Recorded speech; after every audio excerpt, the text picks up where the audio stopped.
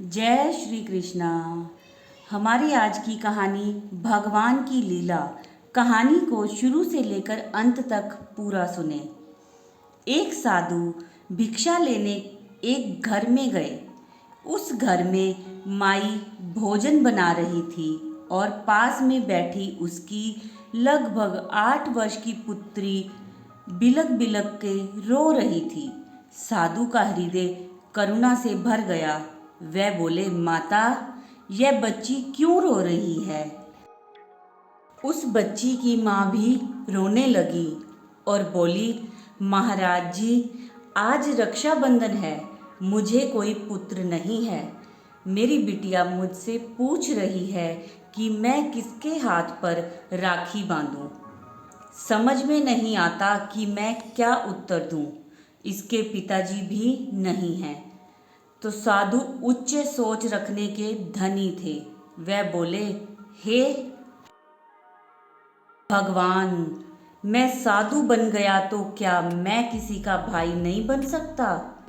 बालिका की तरफ हाथ बढ़ाया और बोले, बहन, मैं तुम्हारा भाई हूँ, मेरे हाथ पर राखी बांधो।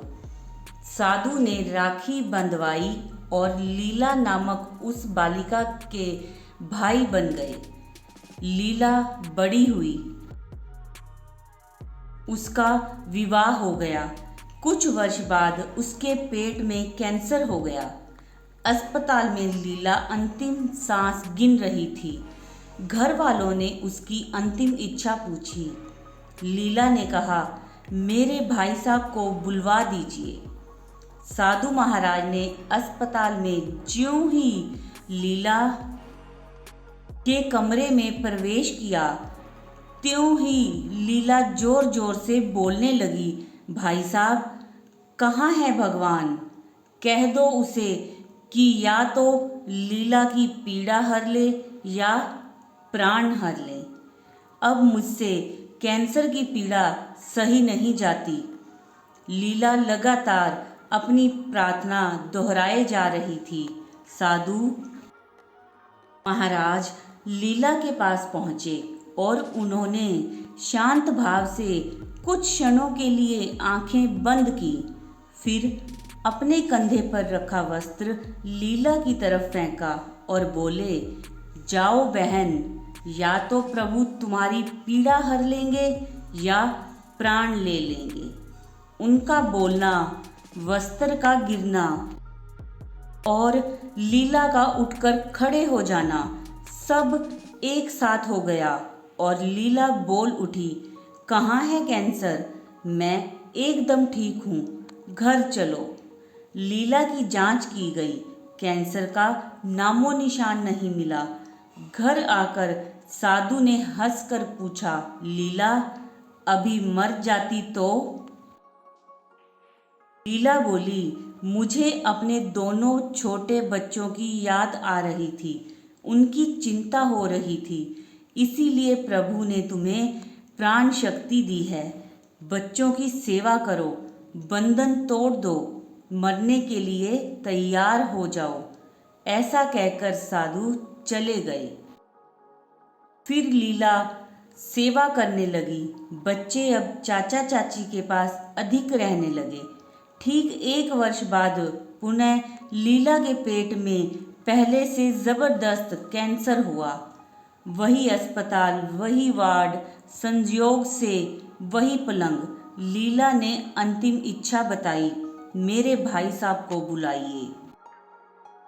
साधु महाराज बहन के पास पहुँचे और पूछा, बहन, क्या हाल है? उस दिन लीला एकदम शांत थी। उसने अपने भाई का हाथ अपने सर पर रखा, वंदना की और बोली, भाई साहब, मैं शरीर नहीं हूँ, मैं अमर आत्मा हूँ, मैं प्रभु की हूँ, मैं मुक्त हूँ।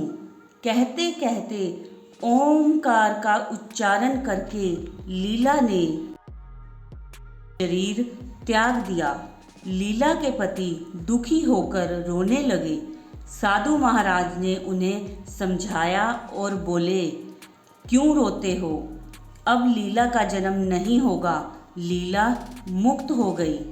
फिर वे हंसे और दोबारा बोले, हम जिसका हाथ पकड़ लेते हैं उसे मुक्त करके ही छोड़ते हैं। पति का दुख कम हुआ। उन्होंने महाराज, गत वर्ष लीला तत्काल ठीक कैसे हो गई थी? आपने क्या किया था? गत वर्ष लीला ने बार बार मुझसे पीड़ा या प्राण हरने के लिए प्रभु से प्रार्थना करने को कहा। मैंने प्रभु से कहा, हे भगवान, अब तक लीला मेरी बहन थी, इस क्षण के बाद वह आपकी बहन है, अब आप ही संभालिए। प्रभु पर छोड़ते ही प्रभु ने अपनी बहन को ठीक कर दिया। यह है प्रभु पर छोड़ने की महिमा। ऐसे ही जब आपके जीवन में कोई ऐसी समस्या, दुख, मुसीबत आए जिसका आपके पास हल ना हो, आप भी घबराना नहीं, बल्कि किसी एकांत कमरे में चले जाना और भगवान सद्गुरु के चरणों में प्रार्थना करके सब कुछ उनको सौंप देना और शांत निर्भर हो जाना। फिर जिसमें आपका परम मंगल होगा, परम हितैषी परमात्मा वही करेंगे। परमात्मा वही करेंगे। परमात्मा पे छोड़ दोगे तो परमात्मा की, भगवान की लीला आप देखोगे। राधे राधे। जय श्री राधे कृष्णा। तो दोस्तों, ये थी हमारी आज की कहानी, भगवान की लीला, प्रभु की लीला। कहानी अच्छी लगी तो इसको लाइक करें, शेयर करें और हमारे चैनल को सब्सक्राइब करें। कमेंट्स में एक बार जय श्री कृष्णा ज़रूर लिखें। श्री कृष्ण गोविंद हरे मुरारी, हे नाथ नारायण वासुदेवा।